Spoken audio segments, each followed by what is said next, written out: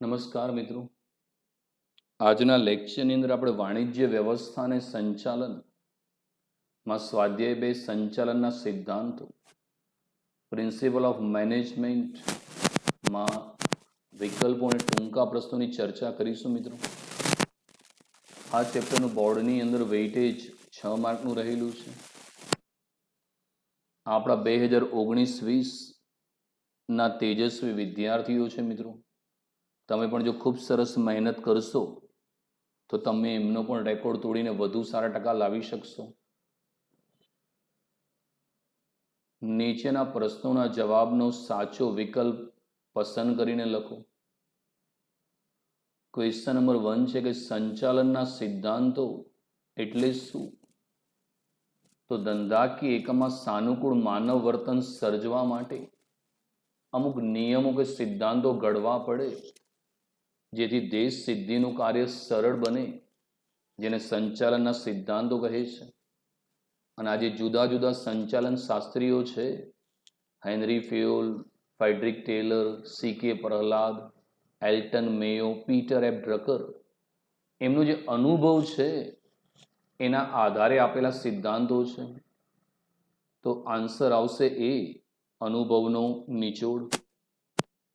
તો આન્સર છે એ, અનુભવનો નિચોડ.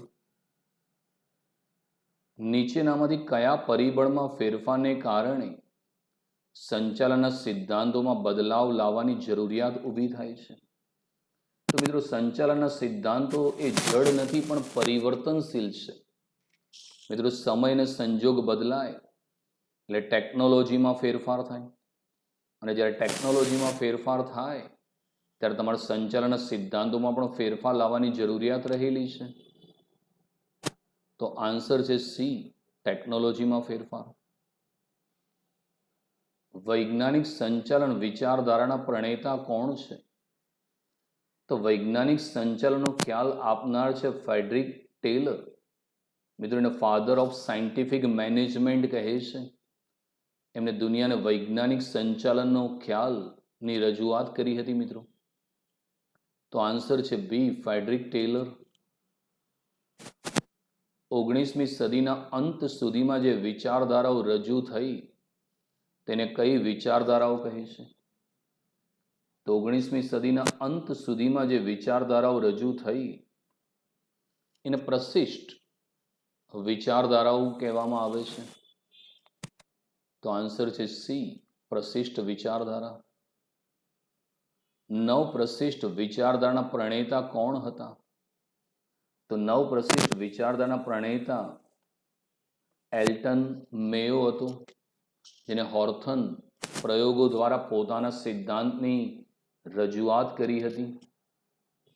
તો આન્સર છે ડી, એલ્ટન મેયો. તમે તમારા માણસોને સાચવો, તમારા માણસો બાકીનું તમારું બધું જ સાચવી લેશે, આ વિધાન કોણે કહ્યું હતું? તો આ વિધાન આપનાર છે પ્રોફેસર ઉર્વિક. એમના શબ્દો છે, mind your man, man will mind everything for you. તમે તમારા માણસોને સાચવો, તમારા માણસો તમારું બધું જ સાચવી લેશે. આ શબ્દ છે પ્રોફેસર ઉર્વિકનો. તો આન્સર છે બી, પ્રોફેસર ઉર્વિક. નીચેનામાંથી કયા સંચાલન શાસ્ત્રીનું પ્રદાન આધુનિક વિચારધારામાં રહેલું છે? તો જે આધુનિક વિચારધારા, જેને મોડર્ન મેનેજમેન્ટ થોટ્સ કહે છે, એમાં ભારતીય સંચાલન શાસ્ત્રી સી.કે. પ્રહલાદનું એક મહત્વનું યોગદાન રહેલું છે. તો આન્સર છે એ, સી.કે. પ્રહલાદ. સંચાલનના સામાન્ય સિદ્ધાંતો આપનાર કોણ હતા? તો સંચાલનના સામાન્ય સિદ્ધાંતો આપનાર એક ફ્રેન્ચ એન્જિનિયર અને ઉદ્યોગપતિ હેનરી ફેયોલ હતા. એમને જનરલ એન્ડ ઇન્ડસ્ટ્રીયલ મેનેજમેન્ટ નામનું પુસ્તકની અંદર સંચાલનના સામાન્ય સિદ્ધાંતોની રજૂઆત કરેલી. મિત્રો, તો આન્સર છે સી, હેનરી ફેયોલ. કોઈ પણ કાર્યમાંથી ખોટી દિશામાં થતા બિનજરૂરી હલનચલનમાંથી ઉદ્ભવતો બગાડ દૂર કરવાની પદ્ધતિ એટલે શું? તો કોઈ પણ ધંધાકીય એકમમાં જે બિનજરૂરી સમયનો બગાડ થાય છે, કામદારોને એક સ્થળેથી બીજા સ્થળે હલનચલનમાં જે સમય જાય છે એનો બગાડ અટકાવવાની પદ્ધતિને ગતિ નિરીક્ષણ તરીકે ઓળખવામાં આવે છે. તો આન્સર છે બી, ગતિ નિરીક્ષણ. ધ્યેયલક્ષી સંચાલનના સિદ્ધાંતના પ્રણેતા કોણ હતા? તો ધ્યેયલક્ષી સંચાલનના સિદ્ધાંતના પ્રણેતા પીટર એબ ડ્રકર હતા, જેમને ધ્યેયલક્ષી સંચાલન, માનવ સંસાધન સંચાલન, બજાર સંચાલન, તણાવ સંચાલન ને એક અગત્યની વિચારધારા રજૂ કરેલી. એટલે આજે પીટર એબ ડ્રકર છે એને ફાધર ઓફ મોડર્ન મેનેજમેન્ટ તરીકે ઓળખવામાં આવે છે. આધુનિક સંચાલનના પિતા પીટર એબ ડ્રકર છે. આ બધા શબ્દો યાદ રાખજો મિત્રો. 12મા ઉપરાંત કોઈ ગવર્મેન્ટ એક્ઝામ આપવા જશો તો બી પૂછાય છે. 3 શબ્દો યાદ રાખવાના. વૈજ્ઞાનિક સંચાલનના પિતા ફ્રેડરિક ટેલર છે. નવપ્રશિષ્ટ વિચારધારાના પ્રણેતા એલ્ટન મેયો છે. અને આધુનિક સંચાલનના પિતા ધ્યેયલક્ષી સંચાલનના પ્રણેતા છે પીટર એબ ડ્રકર. તો આન્સર છે એ.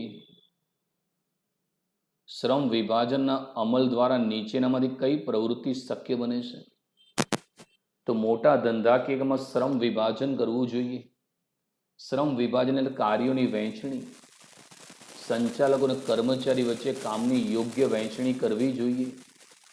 જે માનસિક કાર્ય છે એ સંચાલકોએ કરવું જોઈએ.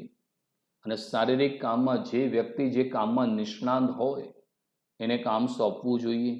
અને શ્રમ વિભાજનથી વિશિષ્ટીકરણ શક્ય બને છે. તો આન્સર છે બી, વિશિષ્ટીકરણ. જો કર્મચારીને તેની કાર્યક્ષમતાનો યોગ્ય બદલો ન મળે તો શેમાં વધારો થાય છે?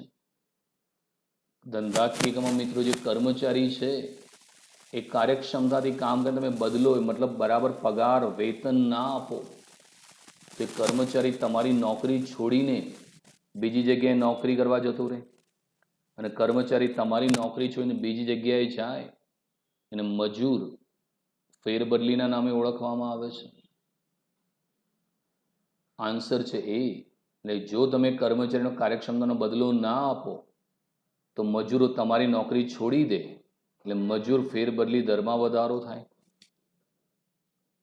ભારતમાં કોના શાસનની રાજ્ય વ્યવસ્થામાં વ્યૂહાત્મક સંચાલનનો ઉપયોગ જોવા મળે છે? તો આવે ચંદ્રગુપ્ત મૌર્ય મિત્રો. એને ભારત સહિત વિશ્વના ઘણા બધા દેશોમાં એમના સંચાલનના કારણે સારી વ્યૂહાત્મક સંચાલન પદ્ધતિ જોવા મળતી હતી. ભારતમાં કોના સમયમાં યુદ્ધ રણનીતિમાં વ્યૂહાત્મક સંચાલનનો ખ્યાલ હતો? તો છત્રપતિ શિવાજી જ્યારે યુદ્ધમાં હોય તો ભલે લશ્કર ઓછું હોય પણ યુદ્ધની એમની જે રણનીતિ હતી એમાં વ્યૂહાત્મક સંચાલન જોવા મળતું હતું. તો આન્સર છે એ, છત્રપતિ શિવાજી. કયા સંચાલન શાસ્ત્રીએ સંચાલન વિચારધારાને જંગલ તરીકે ઓળખાવી છે? તો હેરોલ્ડ કુંતજ. જંગલનો મતલબ શું થયો? જંગલમાં કોઈ નીતિ નિયમો ના હોય મિત્રો. જેની જોડે તાકાત હોય એનું જ શાસન રહે.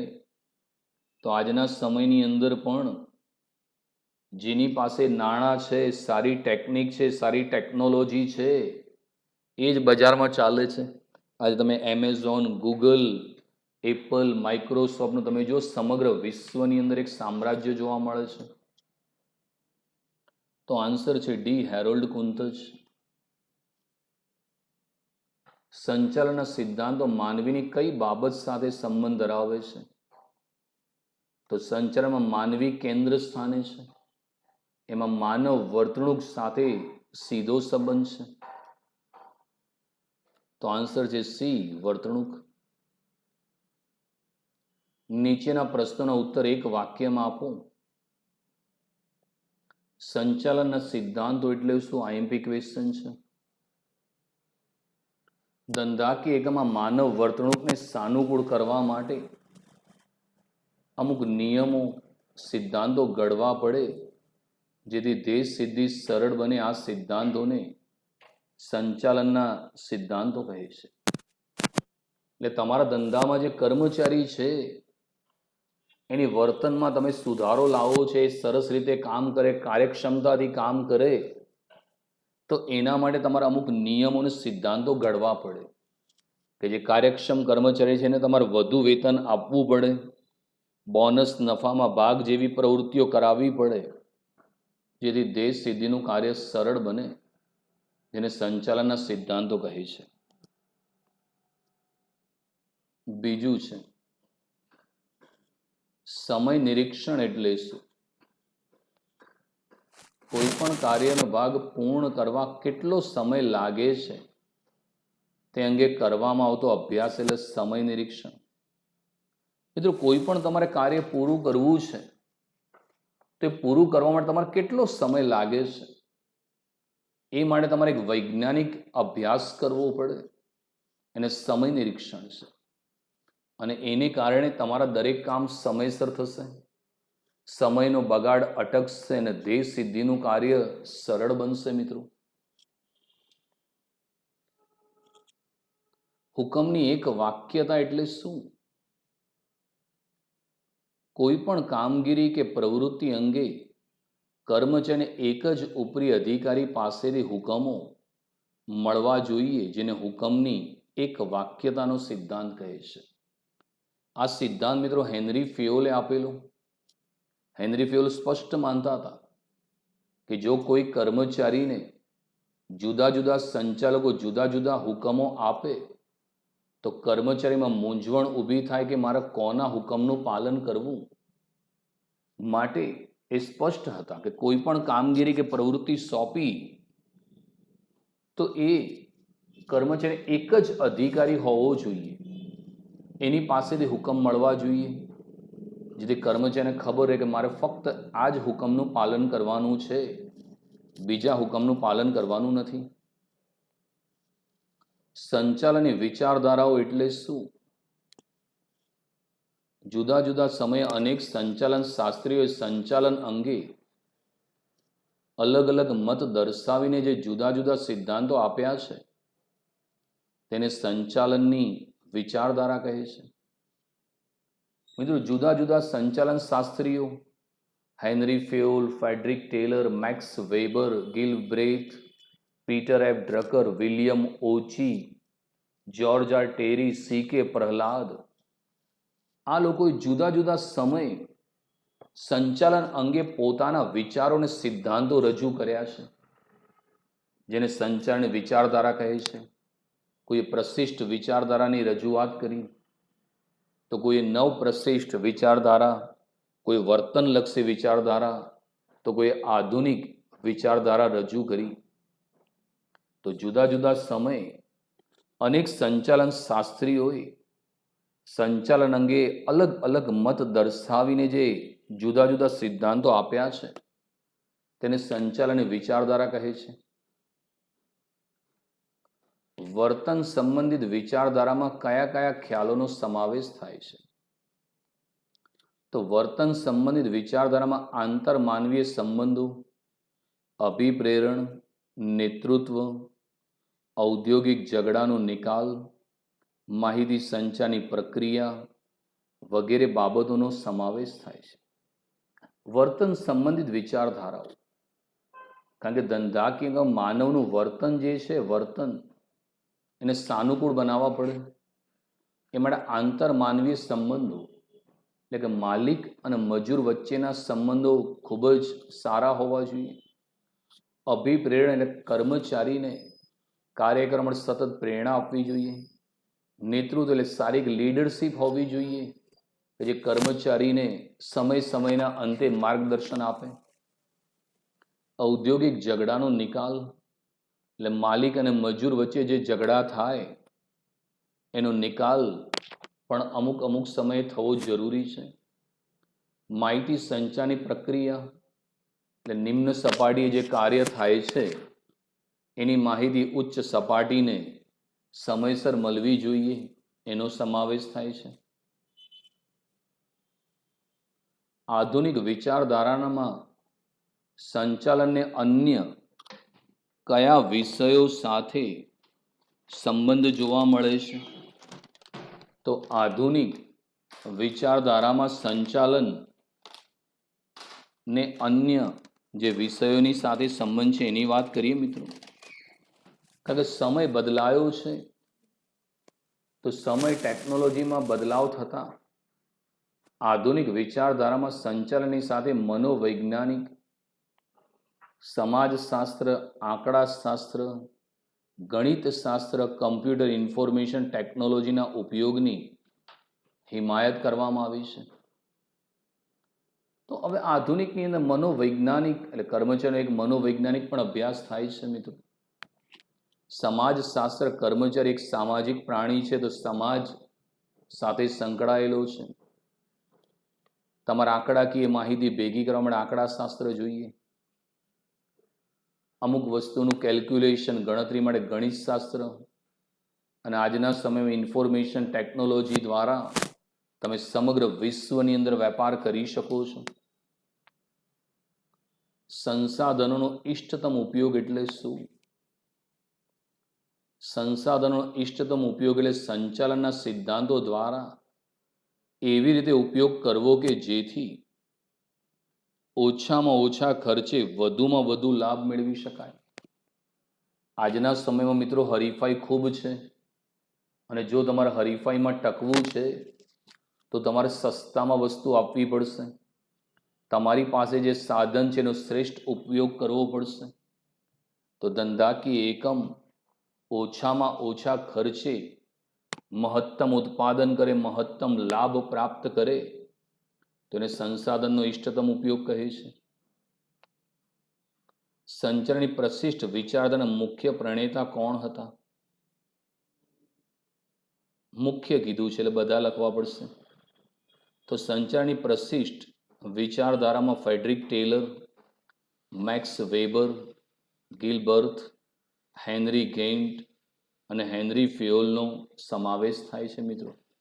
જોકે સૌથી મોટું યોગદાન ફ્રેડરિક ટેલરનું હતું, પણ એ ક્વેશ્ચન મુખ્ય પ્રણેતા આપણે બધા જ લખવા પડે. તો સંચારની પ્રશિષ્ટ વિચારધારામાં Frederick Taylor, Max Weber, Gilbreth, Henry Gantt અને હેનરી ફેયોલનો સમાવેશ થાય છે. વૈજ્ઞાનિક સંચાલનના સિદ્ધાંતોનું મુખ્ય પ્રદાન શું છે? વૈજ્ઞાનિક સંચાલનના સિદ્ધાંતોના મુખ્ય પ્રદાનના વ્યવસ્થા તંત્રમાં વિશિષ્ટીકરણ, ઉત્તેજક વેતન પ્રથા, જવાબદારી અને કાર્યની વૈજ્ઞાનિક રીતે વહેંચણીનો સમાવેશ થાય છે. તો મિત્રો વૈજ્ઞાનિક સંચાલનનો સિદ્ધાંતોનો ખ્યાલ ફ્રેડરિક ડબલ્યુ ટેલરે આપ્યું. એમના સિદ્ધાંતમાં વિશિષ્ટીકરણ એટલે દરેક કાર્ય માટે વિશિષ્ટીકરણ અપનાવવું જોઈએ. એટલે જે વ્યક્તિ જે કાર્યમાં નિષ્ણાંત હોય એ મુજબ જ એને કાર્યની સોંપણી કરવી જોઈએ. ઉત્તેજક વેતન પ્રથા એટલે સામાન્ય કામ કરતાં જો કામદાર ઝડપથી કામ કરે તો એને 30%થી 100% વધુ વેતન આપવું જોઈએ. અને જવાબદારી કે કાર્યની વહેંચણી કરતી વખતે કર્મચારીનો હોદ્દો, અનુભવ, લાયકાતને આધારે ધ્યાનમાં લેવા જોઈએ.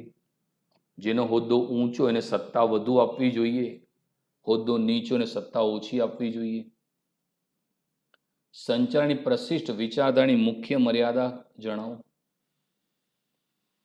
સંચાલનની પ્રશિષ્ટ વિચારધારાની મુખ્ય મર્યાદાઓમાં નાણાકીય ઉત્તેજનને વધુ સ્થાન, માનવીય અભિગમને ઓછું મહત્વ, અવૈધિક સંબંધોની અવગણનાનો સમાવેશ થાય છે. તો મિત્રો સંચાલનની વિચારધારા કેમની અવગણનાથીને નવપ્રશિષ્ટ વિચારધારાએ જન્મ લીધો?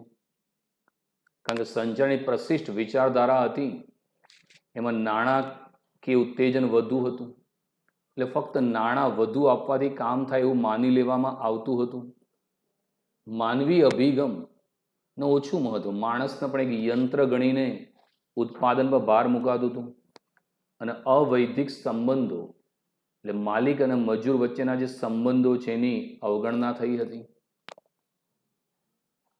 ફેડરિક ટેલરની ભિન્ન વેતન દરની પદ્ધતિ એટલે શું? કામદારોને તેના કામના સમયને આધારે વેતન સંબંધી ઉત્તેજન આપવાની પદ્ધતિ એટલે ભિન્ન વેતન દરની પદ્ધતિ. તો ફેડરિક ટેલર સ્પષ્ટ હતા કે દરેક કામદાર જે છે, જે કામના સમયે આવે એની કાર્યક્ષમતા મુજબ એને વેતન આપવું જોઈએ. કાર્યક્ષમ કર્મચારીને વધુ વેતન આપવું જોઈએ અને બિન કાર્યક્ષમ કર્મચારીને લઘુત્તમ વેતન આપવું જોઈએ. એટલે વેતન ઉપરાંત ઉત્તેજન મળવું જોઈએ, એમ કે ભાઈ તું ઝડપથી કામ કરીશ તો તારા વેતનમાં વધારો કરવામાં આવશે, જેથી કામદાર વધુ ને વધુ કાર્ય કરવા પ્રોત્સાહિત થશે. ટૂંકમાં જવાબ આપું, વૈજ્ઞાનિક સંચાલન એટલે શું? ફેડરિક ટેલરના મતે તમે માણસો પાસે શું કરાવવા માગો છો તે જાણવું અને તેઓ ચોક્કસ રીતે ઓછામાં ઓછા ખર્ચે કામ કરે તે જોવું એટલે વૈજ્ઞાનિક સંચાલન, જેને મિત્રો સાયન્ટિફિક મેનેજમેન્ટ કહે છે. ફેડરિક ટેલરે આ વૈજ્ઞાનિક સંચાલનની રજૂઆત કરી હતી. એને વૈજ્ઞાનિક સંચાલનના પિતા કહે છે. એમના મતે તમે તમારા માણસો પાસે શું કરાવવા માગો છો તે જાણવું અને તેઓ ચોક્કસ રીતે ઓછામાં ઓછા ખર્ચે કામ કરે તે જોવું એને વૈજ્ઞાનિક સંચાલન છે. એટલે કર્મચારી છે, પહેલાં આપણે એ જોઈ લેવાનું કે કયું કામ એની જોડે કરાવવું છે અને એ જ કામ ઓછામાં ઓછા ખર્ચે થઈ જાય, સાધનનો ઇષ્ટતમ ઉપયોગ થાય એ જોવું એને વૈજ્ઞાનિક સંચાલન કહેવાય. સમાનતાનો સિદ્ધાંત શું સૂચવે છે? સમાનતાનો સિદ્ધાંત મુજબ અધિકારીઓએ કર્મચારીઓ પાસેથી કામ લેતી વખતે ન્યાયપૂર્ણ અને સમાનતાથી વર્તવું જોઈએ. આ માટે વૈદિક કે રૂઢિગત વલણની જગ્યાએ અવૈદિક રૂપે વર્તન કરીને એકમમાં સમાનતા સ્થપાય માટે શક્ય તેટલા જરૂરી પ્રયત્નો કરવા જોઈએ. તો સમાનતાનો સિદ્ધાંત, પ્રિન્સિપલ ઓફ ઇક્વાલિટી, એટલે ધંધાકીય કામના જે અધિકારીઓ છે એને કર્મચારીઓ પાસે જ્યારે કામ લેવું છે તો ન્યાયપૂર્ણ અને સમાનતાથી વર્તવું જોઈએ. ન્યાયપૂર્ણ એટલે કોઈ કર્મચારી છે એને તમે વધુ કામ સોંપી દો અને ઓછું વેતન આપો એ યોગ્ય નથી. કર્મચારી છે એને કાર્યની વહેંચણી સમાન થવી જોઈએ અને એ મુજબ એને વેતન ચૂકવવું જોઈએ. અમુક કાર્ય સંચાલકો પોતાના હાથમાં રાખવા જોઈએ અને અમુક કાર્ય છે કર્મચારીને સોંપી દેવું જોઈએ. સમાનતા હોવી જોઈએ, કારણ કે પછી કર્મચારી વચ્ચે ઈર્ષ્યા અને ઘર્ષણ થાય. તમે એક કર્મચારીને 10 કલાક કામ કરીને 10,000 પગાર આપો અને બીજા કર્મચારીને તમે 12 કલાક કામ કરીને 8,000 પગાર આપો તો કર્મચારી વચ્ચે ઈર્ષ્યા અને ઘર્ષણ પેદા થશે. તો સમાનતાનો સિદ્ધાંત એ કહે છે કે અધિકારીઓએ કર્મચારી પાસેથી કામ લેતી વખતે ન્યાયપૂર્ણ અને સમાનતાથી વર્તવું જોઈએ. જે ધંધાકીય એકમમાં સમાનતા સ્થાપવા માટે તમારે જરૂરી પ્રયત્નો કરવા જોઈએ. સંચાલનના સિદ્ધાંતો પરિવર્તનશીલ છે. સંચાલનના સિદ્ધાંતો જડ તારણો નથી, પરંતુ પરિવર્તનશીલ છે. જ્યારે ને જેવી પરિસ્થિતિ સર્જાય તે મુજબ સંચાલકો તેમાં પરિવર્તન કરે છે. જે પરિસ્થિતિમાં સંચાલનના સિદ્ધાંતો બંધ બેસતા ન જણાય ત્યારે સંચાલકોએ તેમાં ફેરફાર કરવાની છૂટ હોય છે. કાર્ય વિભાજન કેન્દ્રીકરણના સિદ્ધાંતમાં ધંધાનું કામ યોગ્ય ન જણાય તો સંચાલકો તેમાં ફેરફાર કરવામાં આવે છે. તો સંચાલનના સિદ્ધાંતો જે ફ્લેક્સિબલ છે મિત્રો, એટલે બદલાતા સમય અને સંજોગો મુજબ તમારે એમાં ફેરફાર કરતા રહેવા પડે. કારણ કે મિત્રો ઘણી વખત ટેકનોલોજી બદલાય તો સિદ્ધાંતોમાં ફેરફાર કરવું પડે તો જ તમે કામ ચાલે ને. પહેલાં અમે ક્લાસરૂમની અંદર ભણાવતા હતા, પણ કોરોનાની અંદર ક્લાસીસ સરકારે બંધ કરાયા તો અમે પરિવર્તન લાવ્યા. પહેલા જે ક્લાસરૂમમાં ભણાવતા હતા હવે અમે ઓનલાઈન ભણાવવાનું ચાલુ કરી દીધું. રિલાયન્સ મોલ જે કરિયાણું એના મોલમાં વેચતો હતો, પણ સમય બદલાતા એને જીઓ માર્ટ દ્વારા ઓનલાઈન પણ કરિયાણું વેચવાનું ચાલુ કરી દીધું. કારણ કે મિત્રો, અમુક પરિસ્થિતિની અંદર તમારા જો સંચાલનના સિદ્ધાંતો બંધ બેસતા ન હોય તો સંચાલકો એમાં ફેરફાર કરવાની છૂટ છે. દાખલે કાર્ય વિભાજન. જો નાનો ધંધો હોય તો એક જ વ્યક્તિ બધા કાર્ય કરી શકે. એક કરિયાણાની દુકાન છે તો બધા કામ એક વ્યક્તિ કરી લેશે. પણ જ્યારે તમે એક મેગા સુપર મોલ બનાવો તો ત્યાં તમારે કાર્ય વિભાજન કરવું પડે. કેન્દ્રીકરણનો સિદ્ધાંત. નાનો ધંધો હોય તો સત્તાનું કેન્દ્રીકરણ કરવું જોઈએ, પણ જો તમારો ધંધો મોટો થાય તો તમારે સત્તાનું વિકેન્દ્રીકરણ કરવું જોઈએ. આમ સમય અને સંજોગો અનુસાર તમારે સંચાલનના સિદ્ધાંતોમાં ફેરફાર કરવું જોઈએ. આથી કહેવાય છે કે સંચાલનના સિદ્ધાંતો જડ નથી પરંતુ પરિવર્તનશીલ છે. હેનરી ફેયોલ ઔદ્યોગિક સાહસની પ્રવૃત્તિને કયા 6 ભાગમાં વહેંચે છે? હેનરી ફેયોલે ઔદ્યોગિક સાહસની પ્રવૃત્તિઓને નીચે દર્શાવેલ 6 વિભાગમાં વહેંચી છે. ટેકનિકલ પ્રવૃત્તિ, જેમાં કારખાનામાં જે ઉત્પાદન થતું હોય એમાં માલસામાન યંત્રોને લગતી પ્રવૃત્તિનો સમાવેશ થાય. જે વાણિજ્યિક પ્રવૃત્તિઓ છે એમાં ધંધાકીય એકમ જે છે એની ખરીદી, વેચાણ, માર્કેટિંગ જેવી પ્રવૃત્તિઓનો સમાવેશ થાય. નાણાકીય પ્રવૃત્તિમાં ભંડોળની પ્રાપ્તિ, ભંડોળનો ઉપયોગ, તમે ક્યાંથી મૂડી પ્રાપ્ત કરશો, ક્યાં ઉપયોગ કરશો એ. સંરક્ષણ પ્રવૃત્તિની અંદર કર્મચારીની સલામતી, યંત્રોની સલામતી, માણસોની સલામતી જોવામાં આવે. હિસાબી પ્રવૃત્તિની અંદર ધંધાકીય નાણાકીય પત્રકો, એટલે કે વેપાર ખાતું, નફા નુકસાન ખાતું, પાકું સર્વે સમયસર તૈયાર થઈ જાય એનો સમાવેશ થાય. સંચાલકીય જે પ્રવૃત્તિઓ છે એમાં આયોજન, વ્યવસ્થા તંત્ર, દોરવણી, સંકલન, અંકુશનો સમાવેશ થાય છે. રૂલ ઓફ થંબ કોને કહે છે? રૂઢિગત પદ્ધતિમાં મજૂરો હુકમ અનુસાર કામ કરવા ટેવાયેલા હતા, જેને હુકમનો નિયમ એટલે કે રૂલ ઓફ થંબ કહે છે. તો પહેલાના સમયની અંદર મિત્રો અમલદારશાહી જોવા મળતી. માલિક જે પણ હુકમ કરે કર્મચારીએ કામ કરવું પડે, પછી આવડે કે ન આવડે ને કરવું જ પડતું હતું.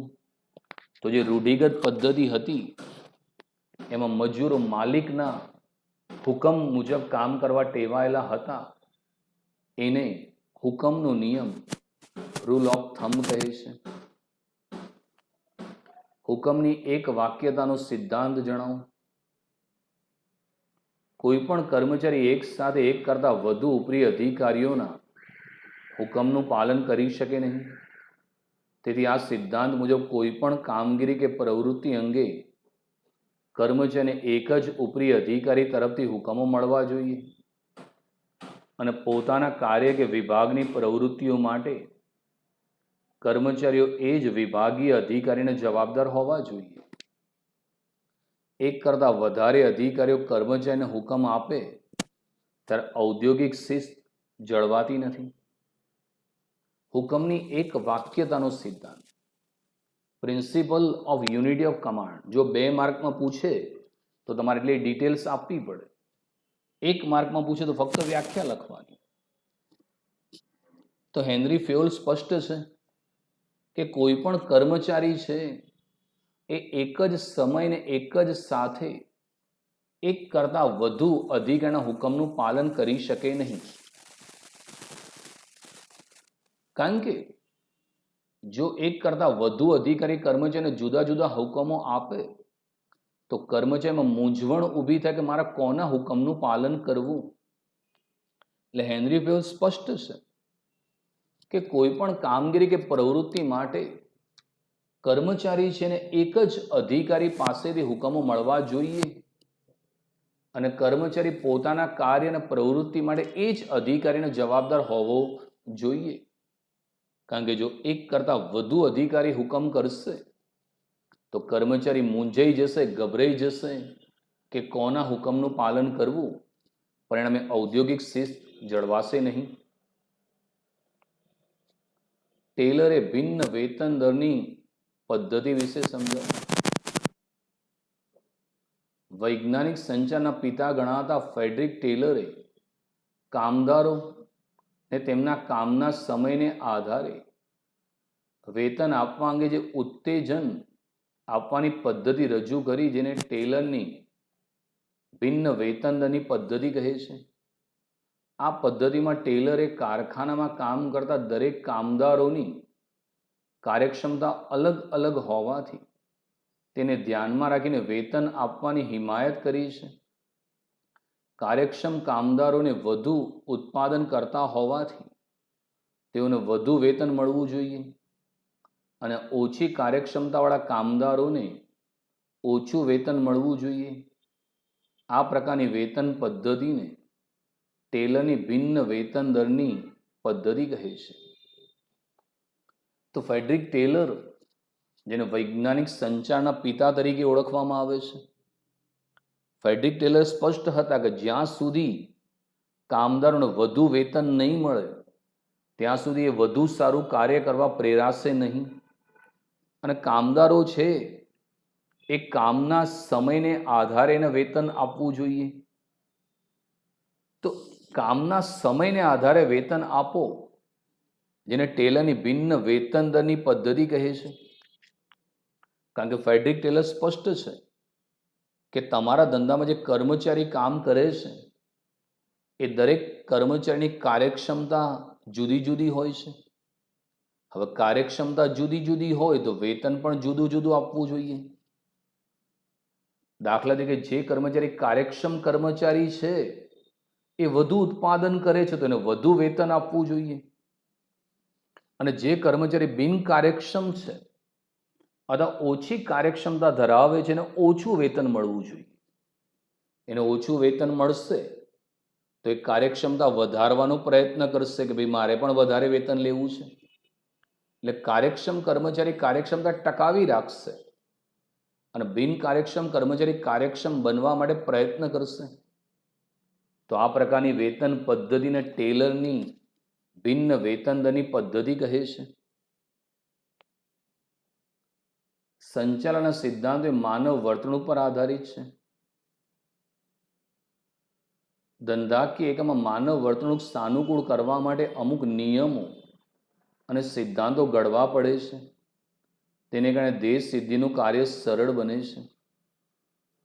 માનવ વર્તણૂક અને ટેકનોલોજી એ એવા પરિબળો છે કે સમયાંતરે બદલાતા રહે છે. આ પરિવર્તનોને પહોંચી વળવા માટે સંચાલનના સિદ્ધાંતોમાં જરૂરી ફેરફાર કરવા પડે છે.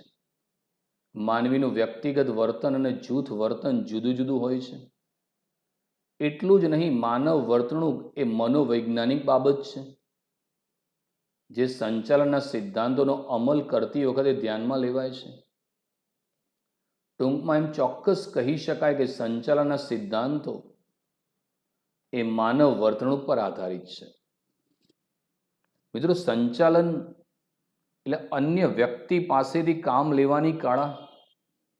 સંચાલનમાં મિત્રો માનવી કેન્દ્ર સ્થાને છે. જ્યાં સુધી ધંધાકીય એકમમાં જે માનવીનું વર્તન સાનુકૂળ ના થાય ને ત્યાં સુધી દેશ સિદ્ધિનું કાર્ય ક્યારે પણ સરળ નથી. ધંધાકીય એકમમાં માનવ વર્તણૂકને સાનુકૂળ કરવા માટે અમુક નિયમો અને સિદ્ધાંતો ઘડવા પડે, અપનાવવા પડે, જેથી દેશ સિદ્ધિનું કાર્ય સરળ બને, જેને સંચાલનના સિદ્ધાંતો કહે છે. મિત્રો, કોઈ બી ધંધાકીય એકમની અંદર ટેકનોલોજી છે અને માનવીની વર્તણૂક છે, એમાં સમયાંતરે પરિવર્તન આવે. કારણ કે કર્મચારી શરૂઆતમાં આવે ત્યારે એને નોકરીમાં રસ હોય, પણ એકવાર નોકરી કરતો થાય એટલે એનો પગાર વધે, એમાં એને રસ આવી જાય. હવે એ પરિવર્તન તો આવવાના, માનવીની વર્તણૂકમાં ફેરફાર થાય, ટેકનોલોજીમાં ફેરફાર થાય. હવે એને તમારે પહોંચી વળવું છે તો એમાં જરૂરી ફેરફાર કરવા પડે. અને જો તમે એનો અભ્યાસ કરો કારણ કે માનવીની વર્તણૂક એ મનોવૈજ્ઞાનિક બાબત છે. કારણ કે જ્યાં સુધી કર્મચારીને તમે વધુ વેતન નહીં આપો ત્યાં સુધી વધુ કાર્ય કરવાનું પ્રોત્સાહન નહીં મળે. એટલે અભ્યાસ કરવો જોઈએ કે ભાઈ આની જોડે કામ લેવું છે તો એને કયો વેતન આપવું જોઈએ. એના માટે સંચારના સિદ્ધાંતો ઘડવામાં આવ્યા છે. એટલે જ્યારે પણ તમે સિદ્ધાંતોનો અમલ કરો ત્યારે માનવીની વર્તણૂકનો અભ્યાસ કરવો જોઈએ. કારણ કે ઉત્પાદનના જે સાધનો છે એમાં યંત્રો, માલસામાન, નાણાં, પદ્ધતિ, બજાર એ તો નિર્જીવ છે. સજીવ છે માનવી. અને જ્યાં સુધી માનવીની વર્તણૂક સારી ના થાય ત્યાં સુધી દેશ સિદ્ધિ સરળ બનવાની નથી. એટલે સંચારના સિદ્ધાંતો ભલે તમે ઘડો પણ આ સિદ્ધાંતોની જે સફળતા છે એનો આધાર માનવીની વર્તણૂક પર છે. તો આજે મિત્રો ખૂબ અગત્યના પ્રશ્નોની ચર્ચા કરી. આપ સૌ સરસ ચોપડામાં લખીને તૈયાર કરી નાખજો. Thank you very much.